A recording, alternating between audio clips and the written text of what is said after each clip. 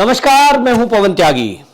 दिल्ली में एक बार फिर से दंगे हुए हैं और इस बार दंगे हुए हैं हनुमान जयंती पर।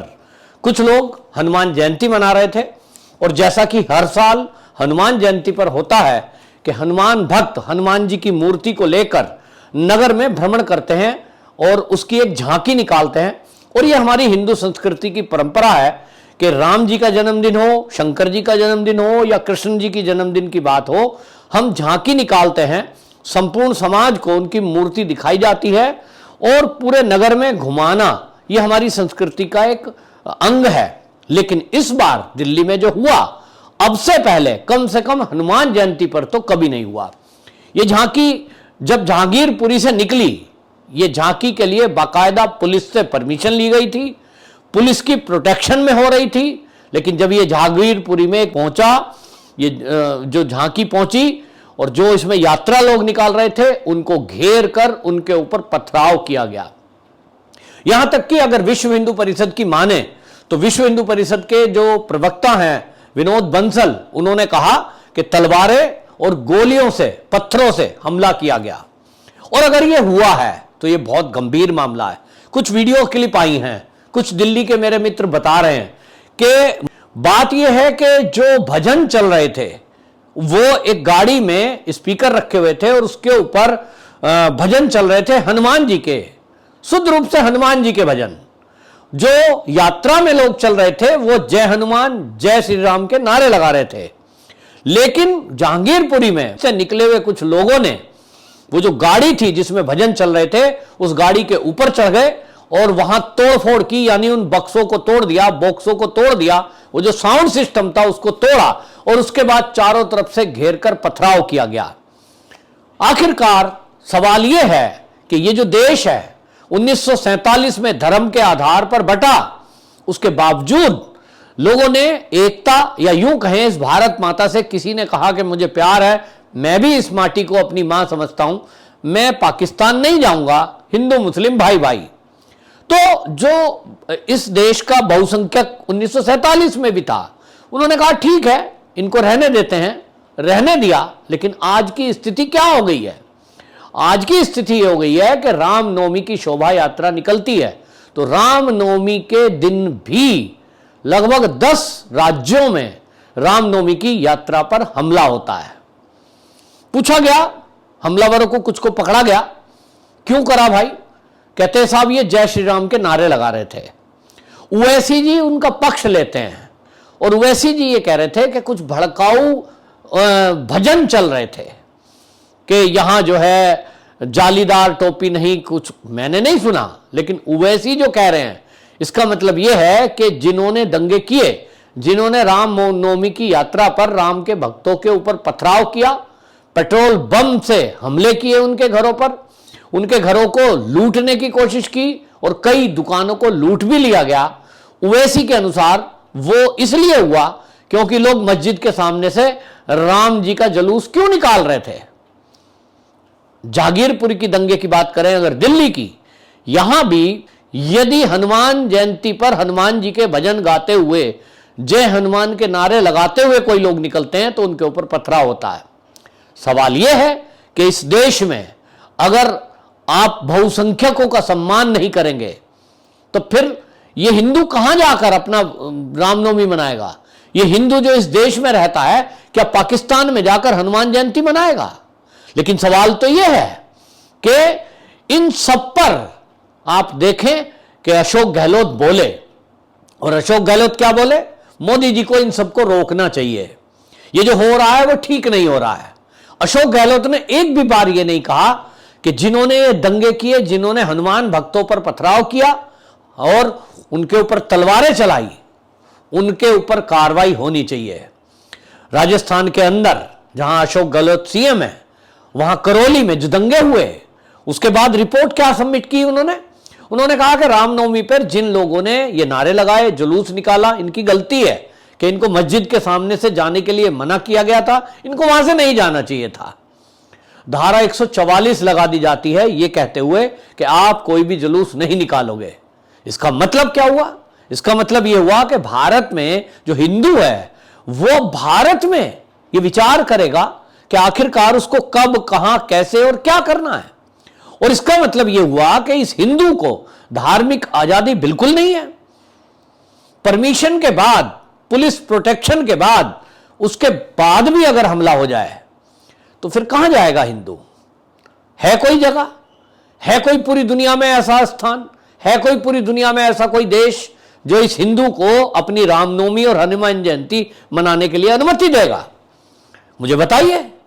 केवल एक नेपाल है जो कभी हिंदू राष्ट्र होता था, वो भी आज हिंदू राष्ट्र नहीं रहा।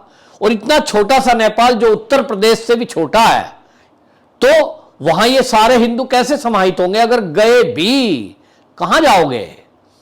यहां कैराना हुआ, यहां करौली हुआ, यहां गुजरात में लोग पलायन कर रहे हैं, कहां जाएंगे? कब तक भागोगे? अपने घर छोड़कर जाओगे कहां? लेकिन आपको यहां एक बात और बताता हूं। हनुमान जयंती के दिन ही 900 जगह उत्तर प्रदेश में हनुमान जयंती मनाई गई। इसी तरह की झांकियां निकली। जनसंख्या के हिसाब से सबसे बड़ा प्रदेश है, लेकिन एक भी जगह, एक भी सिंगल जगह कहीं भी कोई, किसी ने हिम्मत नहीं की कि वो ये कहे कि भाई जय हनुमान आप क्यों बोल रहे हो, हमारी के सामने से नहीं निकलोगे। आराम से निकला। रामनवमी की जो यात्रा निकली थी उसमें भी उत्तर प्रदेश में कोई दंगा नहीं हुआ। तो ऐसा नहीं है कि जो यूपी है, उत्तर प्रदेश है, वहां इस तरह के असामाजिक तत्व नहीं है, वहां कट्टरपंथी सोच के लोग नहीं है। कट्टरपंथी सोच के लोग वहां भी हैं, लेकिन वहां जो राज करते हैं, जिनका शासन चलता है, उनका नाम है योगी आदित्यनाथ।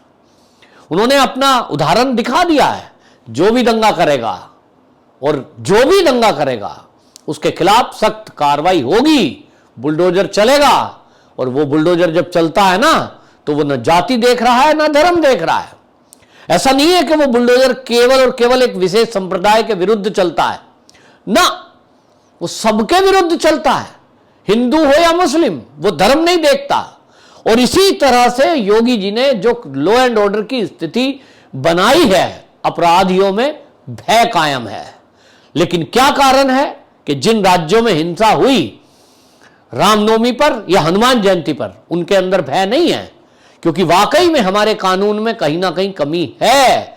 आपको बता दूं, मेरे मित्र हैं अश्वनी उपाध्याय, जो सुप्रीम कोर्ट के जाने माने वकील हैं, वो अक्सर बातें करते हैं और वो ये कहते हैं कि हमारा जो कानून है 120 साल पुराना अंग्रेजों का बनाया हुआ सड़ा गला कानून है, जिसके कारण इस देश के अंदर इस तरह की हरकतें होती हैं और वो आजादी से फिर घूमते हैं। हमने देखा यही दिल्ली जब सीए के नाम पर ये जल रही थी, 23 जो आपको बता दूं 23 फरवरी 2020 से 26 फरवरी 2020 तक 3 दिन दिल्ली में मौत का तांडव होता रहा।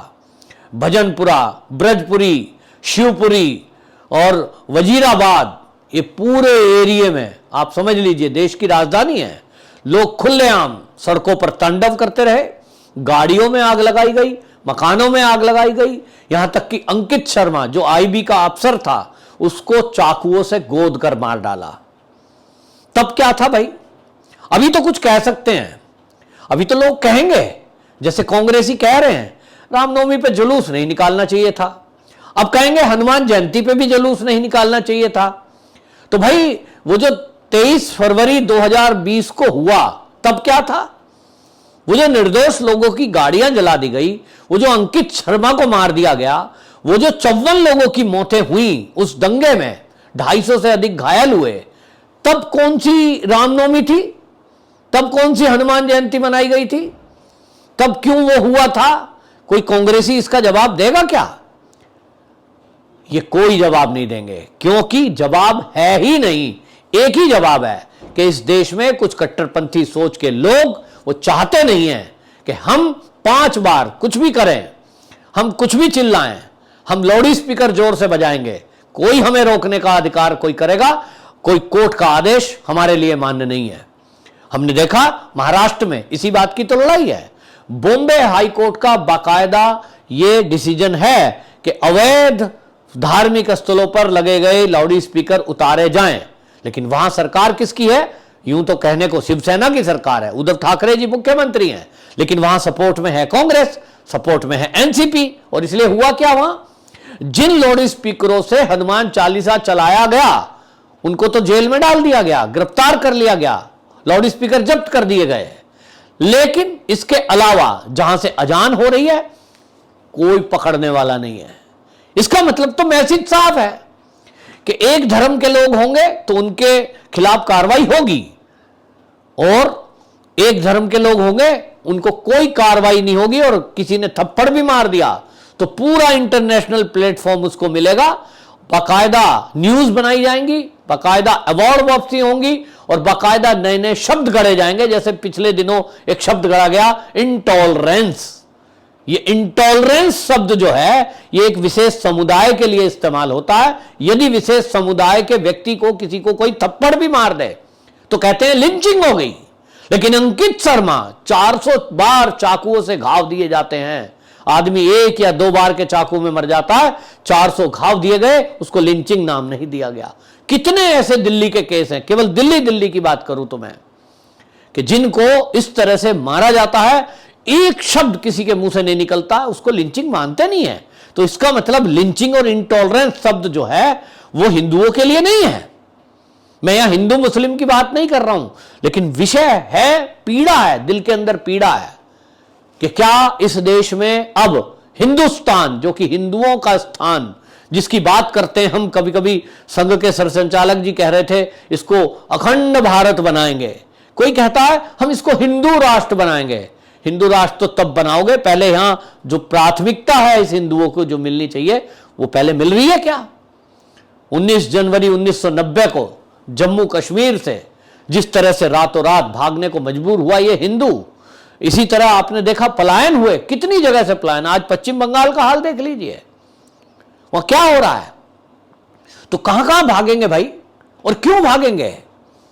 तब फिर इस देश में क्या अब ये हिंदू के लिए कौन तय करेगा कि उसको कौन सी जन्म जयंती मनानी है, कौन सी नहीं, उसको क्या करना है क्या नहीं, धार्मिक स्थलों पे उसको लाउड स्पीकर चलाना है या नहीं?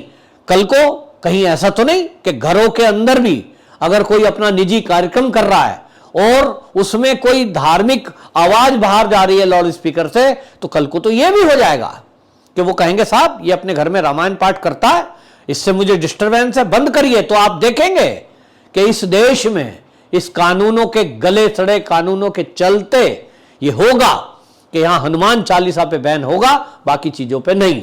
और इसी को लेकर एमएनएस के जो राज ठाकरे हैं वो बाकायदा अभियान चलाए हुए हैं मध्य प्रदेश में, भाजपा इस पे अभियान चलाई हुई है। लेकिन कुछ लोगों ने तय कर दिया है कि इस देश में सन 1947 का जो बंटवारा धर्म के आधार पर हुआ वो हुआ सो हुआ, लेकिन तुष्टीकरण हमेशा अभी भी जारी रहेगा। देश आजादी का अमृत उत्सव मना रहा है, 75 साल बीत गए, लेकिन मुझे आज बहुत अफसोस है और मैं कहूं कि मुझे दुख है कि केंद्र में मोदी जैसी सरकार के होने के बावजूद आज 7 साल से अधिक उनको बैठे हुए हो गया, हम 75 साल अमृत उत्सव मना रहे हैं, लेकिन ये जो कोढ़ है देश का, इसका इलाज अभी तक नहीं हुआ है कि दंगे करने वाले कुछ ही दिनों में खुलेआम जमानत पर छूट जाते हैं। सीएए के विरोध करने वाले लोग जमानत पर छूट गए हैं, एक एक करके धीरे धीरे सब छूट जाएंगे। क्या कहेंगे? इस देश में टुकड़े टुकड़े करने वाले लोग गवाह और सबूतों के अभाव में छूट जाते हैं, बाकी तो नहीं छूटते। तो ये सड़ा गला कानून, इसको ठीक करने की जरूरत है। और ये जो इस प्रकार के दंगे करने वाले लोग हैं उनको जब तक योगी मॉडल के अनुसार सजा नहीं दी जाएगी पूरे देश में, ये बंद होने वाले नहीं है। सख्ती करनी ही पड़ेगी, जैसा मोहन भागवत जी ने कहा, आरएसएस प्रमुख ने, कि शक्ति से ही लोग मानते हैं। और हमारे तो देवी देवताओं ने ये दिखाया है कि शक्ति से ही ये असुरी शक्तियों को कंट्रोल में किया जा सकता है। वंदे मातरम।